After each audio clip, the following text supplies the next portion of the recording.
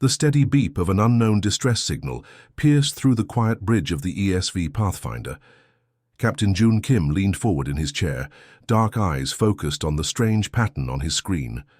The signal was unlike anything in their database. "What do you think it is?" he asked his crew. Dr. Nari Ha, the ship's scientist who studied alien life, looked up from her station. "It's not human, that's for sure, and it doesn't match any known species we've met." The Pathfinder was a small Earth ship on a routine survey mission in this unexplored sector. They weren't prepared for first contact, but Captain Kim didn't hesitate. "Plot a course to the signal source," he ordered. "We have to check if someone needs help." Officer Tae Min nodded and set the new path. "It will take 3 days to reach." "The location, Captain." For 3 days, the crew prepared for anything they might find. Dr. Ha reviewed all known alien biology. Security Chief Hannah Park checked their weapons, hoping they wouldn't need them. Engineer Du-sung made sure the ship's systems were running perfectly. When they finally arrived, they found a small blue planet with swirling clouds. Their sensors showed the air was changing in bad ways. The planet was dying slowly.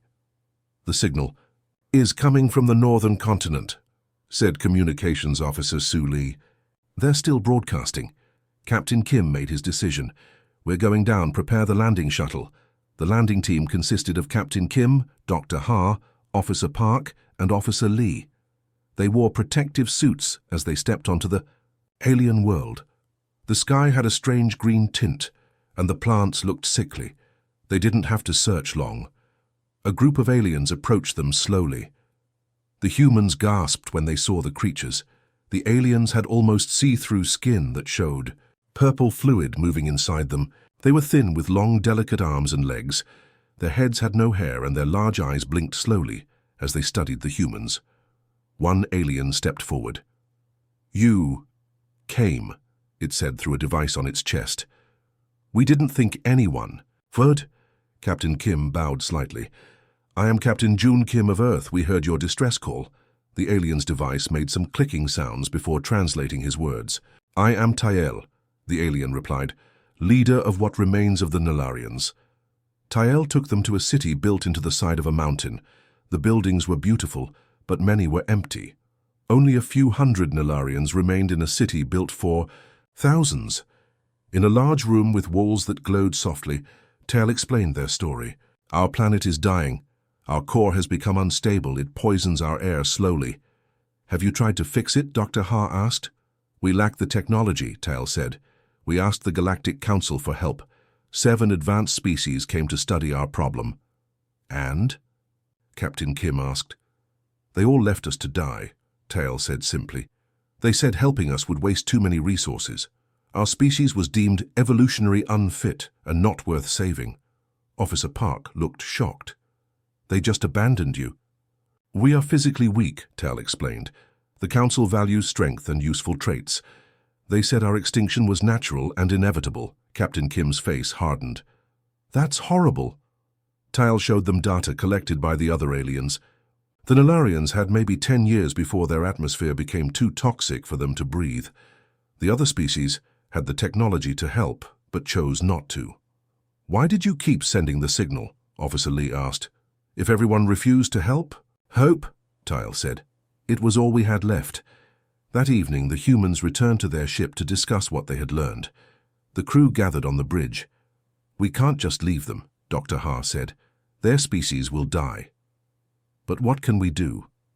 Officer Min asked. "We're just one small ship." Captain Kim stood up. "We contact Earth, we tell them everything. Humans have faced extinction-level events in our history and survived. We know what it means to fight against inevitable endings." "The Galactic Council won't like us interfering," Officer Park warned. "I don't care what they like," Captain Kim replied. "What those other species did was wrong. The Nalarians deserve a chance to live." Officer Lee prepared a detailed message to Earth. They included all the data about the Nalarians and their dying planet. They didn't know if Earth would help, but they had to try. 3 days later, they received their answer. Earth was sending ships and experts. The message ended with words that made Captain Kim smile. "Humanity stands with the Nalarians. No sentient species should be abandoned." When Captain Kim told Tao the news, the alien was silent for a long moment. Then he spoke softly. "The others judged us by our weaknesses. You judged us by our right to exist. We will not forget this." The human science team arrived on the Narration planet 1 month after Captain Kim's first report. The team was led by Dr. Min Su, Earth's top expert in planetary science. His assistants, researcher Yuna and engineer Do, carried boxes of equipment as they entered the Narration Science Center. Tel greeted them with a small bow. "We are honored by your presence. Our own scientists await you inside." The Narration Science Center was a tall building with crystal walls that changed color with the sunlight. Inside, the air was cooler and smelled like mint. Narration scientists stood by tables covered with maps and strange devices. "We have gathered all our data," said Tao, the head Narration scientist. His thin fingers moved over a control panel, and a large image of the planet appeared in the center of the room. Dr. Min studied the image closely. The planet's core glowed an angry red. "When did the problems begin?" 50 years ago, Tao answered. "First, our plants began to die. Then our water became tainted. Now our air grows more toxic each day. For 2 weeks, the human scientists worked day and night with their Narration counterparts. They took samples of soil, water, and air. They drilled deep into the ground to study the planet's layers. They analyzed everything with both human and Narration equipment. One evening, as Engineer Du was examining a rock sample, he noticed something strange. "Dr. Min, look at this." Dr. Min picked up the rock and studied it under a microscope. "This is odd. The molecular structure is changing." Before our eyes, Tao leaned in to look. "Yes, this is happening all over our world. Our planet is breaking down at the most basic level." Dr. Min frowned. "Why would the Galactic Council not help you with this? The solution isn't simple, but it's not impossible either." Tao's expression grew sad. "They said we were not worth the effort. Our bodies are fragile. We cannot survive on most planets. We don't have useful natural resources to trade. The Council uses a system that measures a species' value by what they can contribute." "That's horrible," Yuna said. "It is their way," Tao replied simply. "They believe helping weaker species wastes resources that could help stronger ones." The next day, Dr. Ha, the Pathfinder's xenobiologist, made an important discovery. She burst into the science center holding a small crystal. "Look what I found in the Narration medical records," she exclaimed. She placed the crystal in a special reader, and suddenly the air filled with detailed images of Narration anatomy. "These crystals," she explained to Dr. Min, "are produced naturally by the Narratians. They can store massive amounts of data, far more than our best computers." Dr. Min looked amazed. "This is incredible technology. Did the Council know about this?" "Yes," Tao said. "They recorded it in their assessment but decided it was not significant enough to justify helping us." "Not significant?" Engineer Du was shocked. "This crystal storage could revolutionize data systems across the galaxy." Dr. Min shook his head in disbelief. "The Council was wrong about your worth, Tao, very wrong." That night, the human team sent a complete report to Earth. They explained the cause of the planetary decay and outlined possible solutions. They also included detailed information about the Narration crystal technology. 3 days later, they received a response. Earth was sending a fleet of ships with environmental experts and terraforming equipment. The message also contained a recording of Earth's representative to the Galactic Council, Ambassador Mina Kang, announcing Earth's decision to help the Narratians despite the Council's objections. When Dr. Min showed the message to Tile, the Narration leader watched in silence. When it ended, he turned to Dr. Min with eyes that seemed to glow with emotion. "No one has ever stood up for us before," Tile said quietly. "Why would humans risk the Council's anger for beings they just met?" Dr. Min smiled. "Because in our history, we faced extinction many times. We survived because we worked together and never gave up. We believe every intelligent species deserves the same chance." Later that week, as the sun set over the Narration hills, Dr. Min stood with Teo on a balcony overlooking the city. In the distance, they could see the lights of the human camp, where more scientists arrived each day. "Your planet has maybe 8 years before the atmosphere becomes too toxic," Dr. Min said. "It's not much time, but I believe we can save it, and—" "If you cannot," Tao asked. "Then we'll find another way," Dr. Min replied firmly. "Earth has already begun preparing refugee centers that match Nilarian biological needs. Whatever happens, your species will survive." Tao's thin hand rested briefly on Dr. Min's shoulder. "The others saw our weakness and abandoned us. You saw our weakness and offered strength. We will not forget this difference. Remember to cite your responses if you are using the web search tool. Citations should be included in tags." The large meeting hall in Seoul was filled with people from around Earth. Leaders from 193 countries sat together to discuss the Nilarian crisis. Large screens showed images of the dying alien planet and its fragile people. President Jin stood at the podium. Her voice was firm as she addressed the crowd. "The facts are clear. The Nilarian people face extinction within 8 years if nothing is done." They asked the Galactic Council for help, and 7 advanced alien species studied their problem. All 7 left the Nilarians to die. Murmurs of shock and anger filled the room. They deemed the Nilarians not worth saving because they are physically weak, President Jin continued. "This goes against everything we believe as humans. Today we must decide if Earth will stand alone and help these people." Professor Yu, Earth's leading planetary scientist, took the stage next. He explained the complex problem facing the Nilarian world. Their planet's core was becoming unstable, releasing toxic elements into their atmosphere. "It will require massive resources and new technology," Professor Yu admitted, "but we believe it can be done." The debate lasted for hours. Some leaders worried about the cost. Others feared angering the Galactic Council. But when Ambassador Mina Kang showed them the recordings of the Nilarian children, their large eyes full of hope after meeting the humans, the mood in the room changed. "We were once a primitive species," Ambassador Kang said quietly. "If a more advanced species had judged us unworthy of help when we faced our own crises, humans might not exist today. Can we do to others what we would have hated done to us?" The vote that followed was nearly unanimous. Earth would help the Nilarians. Operation Sanctuary was born. 3 days later, Ambassador Kang stood before the Galactic Council in their massive hall. Representatives from 26 advanced species watched her with cold eyes. The council leader, a tall being with grey skin, spoke first. "Earth has announced plans to assist the Nilarian species, despite our ruling that they should be allowed to go extinct naturally." "Explain yourself." Ambassador Kang stood straight. "Earth believes that intelligence and the right to exist are not based on physical strength or immediate usefulness. The Nilarians are a thinking, feeling species with art, culture, and unique abilities. Their crystal data storage technology alone is remarkable," she added, "something your experts overlooked or undervalued." The council leader frowned. "The resources required to save them could help many stronger species instead. It is inefficient." "Efficiency is not our only value," Ambassador Kang replied. "Compassion matters too. Different does not mean less worthy." A large alien with scales that looked like metal stood up.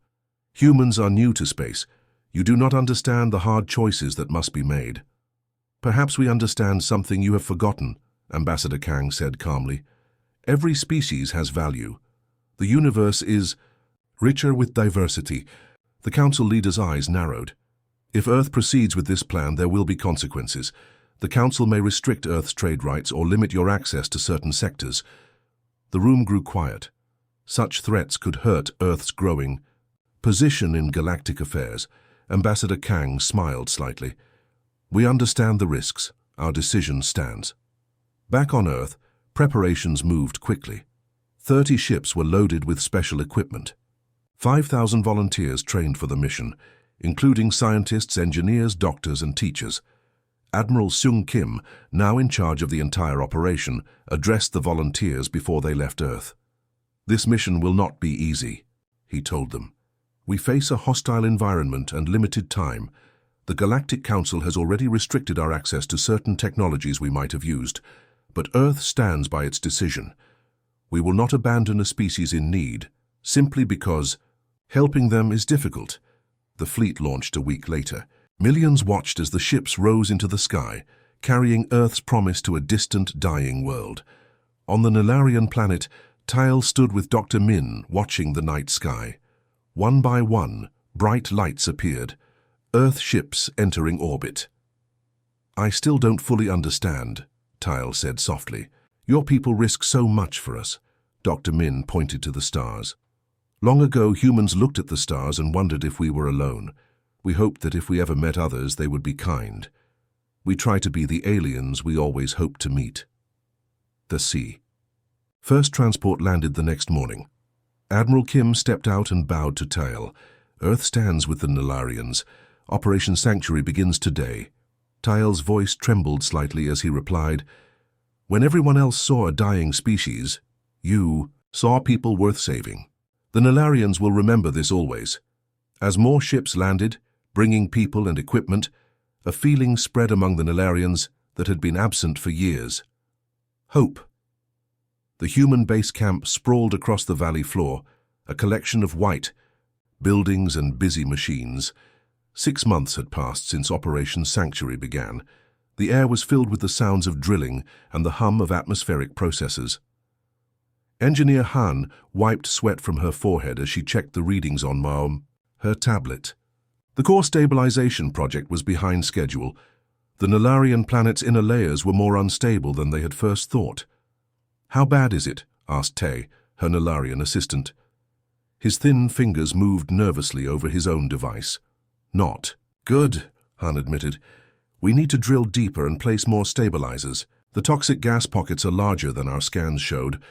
Across the valley, Dr. Yuna walked with Tale through a field of strange machines. Each device pulled in bad air and pushed out cleaner air, but there weren't enough of them. "We need at least 500 more units," Dr. Yuna explained. "But the Council has blocked our supply ships." Tale's large eyes showed his worry. "Is there no way around their blockade?" Dr. Yuna smiled. "Admiral Kim is working on it. Humans are very good at finding different paths when the main road is blocked."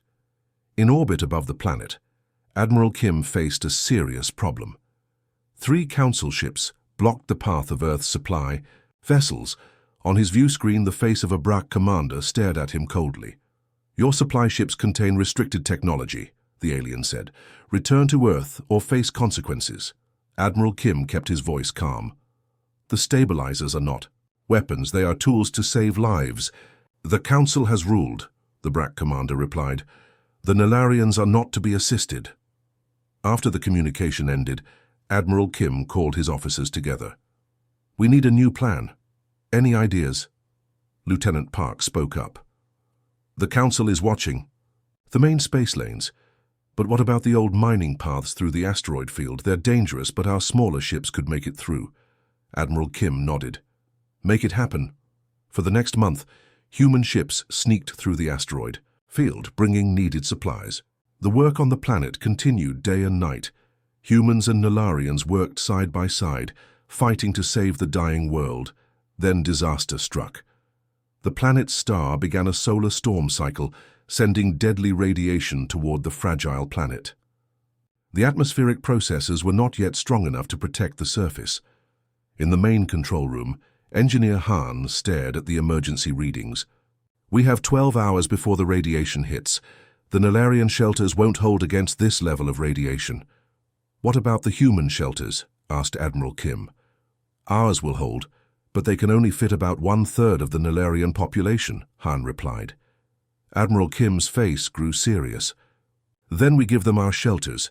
Humans will use the ships in orbit." "Sir," protested Commander Lee, "some of our ships aren't radiation-proof either. We don't have room for everyone." "Then those of us who can't fit will have to take our chances." "In the Narration shelters," Admiral Kim said firmly. When Tale heard the plan, he was shocked. "We cannot accept this. It is your people who would die in our shelters." "This is not open for debate," Admiral Kim said gently. "We came here to save lives, not to watch people die when we could help." As the evacuation began, Captain Sung Park on the starship Valor made a different decision. His ship was one of the older vessels, not built to withstand severe radiation. But it did have experimental shield technology. Position the ship between the planet and the solar storm, he ordered his crew. His first officer looked worried. Captain, the shields aren't designed for this. They'll burn out the ship's core. But they'll hold long enough to protect the northern continent, Captain Park replied. That's where most of the Nularians are sheltered. As the solar storm hit, the Valor extended its shields to cover a large section of the planet. Inside the ship, systems overloaded and sparked. Captain Park ordered all personnel except the bridge crew to evacuate to the planet's surface. For 6 hours, the Valor held position, its shields weakening by the minute. When the storm finally passed, the ship was dead in orbit, its power core burned out completely. On the surface, humans and Nularians emerged from their shelters to survey the damage. The northern areas were largely spared, but the southern regions had suffered badly. Many atmospheric processes were damaged or destroyed. Yet as they stood looking at the damaged landscape, something unexpected happened. A Nularian child pointed to a patch of soil where a tiny green shoot was pushing through the ground. "Life," whispered Tell, kneeling to touch the small plant. "The soil is healing." Engineer Han checked her readings and smiled. "The core stabilizers are working. The toxic levels are dropping." That night, humans and Nularians gathered to honor the crew of the Valor. Captain Park, though his ship was lost, spoke simply. "On Earth we have a saying, 'No one left behind.' Today, we lived by those words." Tael stepped forward and presented Captain Park with a crystal that glowed with soft blue light. "We will remember what humans did here. When all others abandoned us, you stood with us. This crystal contains our people's thanks, stored forever." 5 years had passed since the humans first came to the Nularian world. The planet was transformed.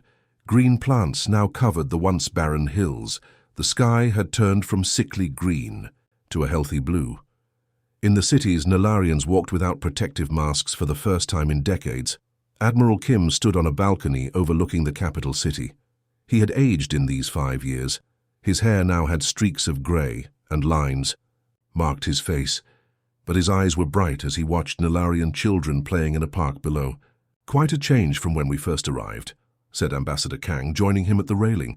Admiral Kim nodded. "It's hard to believe this is the same dying world we found." "The Council representatives arrived today," Ambassador Kang reminded him. "Are you ready to face them?" "Yes," Admiral Kim replied. "It's time they saw what cooperation can achieve." In the grand meeting hall, Nularians had placed flowers and colorful banners. A stage held seats for important guests. Tael, now the Nularian prime leader, wore ceremonial robes as he welcomed the visitors. The council representatives entered slowly. Their faces showed surprise as they looked around at the healthy planet and thriving people. The Brack commander, who had once blocked Earth's supply ships, now walked awkwardly, clearly uncomfortable. "Welcome to New Nularia," Tael said. "We are honored by your presence at this historic event." The council leader, still cold and formal, nodded slightly. "The council is curious about the developments here." Ambassador Kang stepped forward. 5 years ago you told us saving the Nularians was impossible or not worth the effort. Today we invite you to see the results of our work together. Screens around the hall showed images of the planet's transformation. Engineers explained how they had stabilized the core and cleaned the atmosphere. Doctors reported that Nularian lifespans had already increased by 20 years due to the improved environment. Then came the most surprising news. A human scientist and a Nularian researcher took the stage together. The Nularian crystal data storage technology has been combined with human computer systems, the scientist explained. The result is a new type of computer that can store 1,000 times more information than anything previously known. The Nularian researcher held up a small blue crystal. These improved crystals are already being used in Earth hospitals to store complete medical histories for millions of patients. Soon they will help run spacecraft navigation systems. The council representatives whispered among themselves. This was technology that even their advanced species could use. The council leader spoke carefully. "It seems the human assessment of Nularian potential was more accurate than ours." Ambassador Kang smiled politely. "Different species bring different gifts. The Nalarians' physical weakness led them to develop their minds and technology in unique ways. By saving them, we all gain. After the formal meetings, Admiral Kim walked with Tyel through the gardens that now surrounded the Nalarian Science Center. "The Council has offered us full membership," Tyel said. "After centuries of being ignored, we now have a voice in galactic affairs." "Will you accept?" Admiral Kim asked. Tyel stopped walking and turned to face the human. "We will join the Council, but our first and strongest alliance will always be with Earth. The treaty we sign tomorrow makes that clear." The next day, in the Great Hall of Unity, thousands gathered to watch the signing of the Human-Nalarian Alliance. It was the first such treaty Earth had signed with another species.